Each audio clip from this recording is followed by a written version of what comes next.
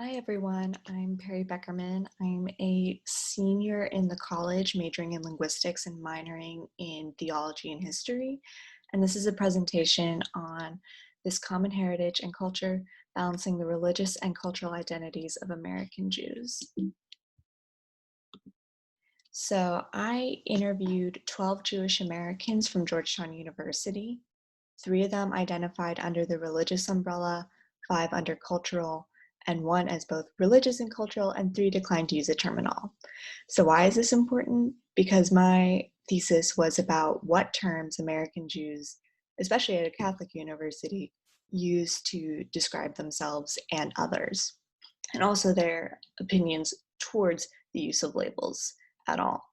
So there were both positive and negative attitudes towards the use of these terms and labels, as well as specifically to the religious and cultural subgroups.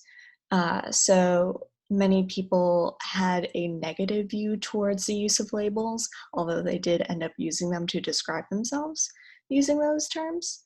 And those who were religious tended to view the religious subgroup positively and cultural negatively, and vice versa for the cultural group. But this was not necessarily set in stone, and they all had positive things to say about one another, even if they disagreed with certain ideas that religious and cultural subgroups stereotypically have of one another.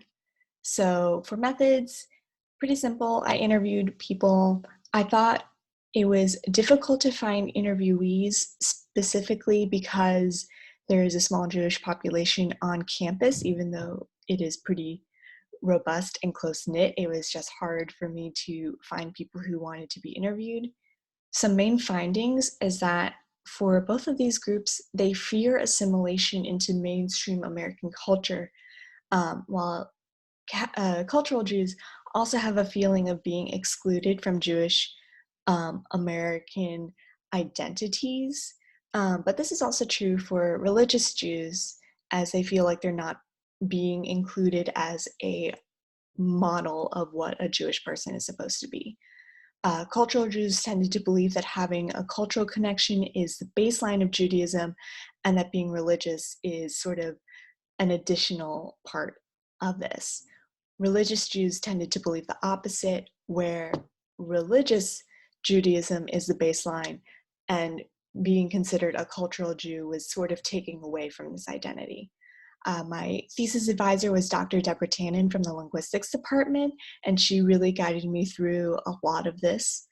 I had a personal difficulty with structuring the analysis portion of my essay. I'm still working through some of these problems, as I wanted to take a more narrow approach and I needed to look at it a little more broadly and think about these categories as a whole.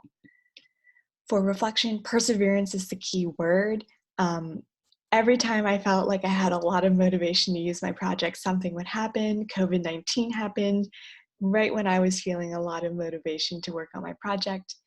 I also had to trust myself as an expert in the subject and not get too caught up in whether I actually knew what I was talking about. The thing is, I did. I conducted these interviews.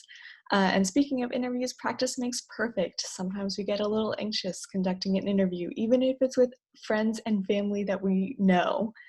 Um, in conclusion, I need more interviews. 12 students are not a statistically significant group. I would need 20 in order to be statistically significant. So when I say 10, I'm talking only about this specific group.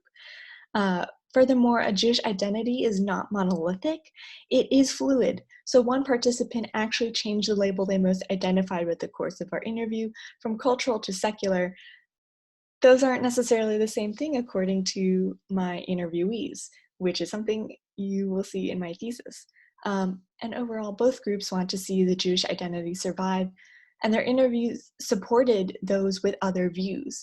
They just have different ideas of what Jewish continuance, or in this kind of case, survival, looks like in a culture that is mostly Christian. Thank you.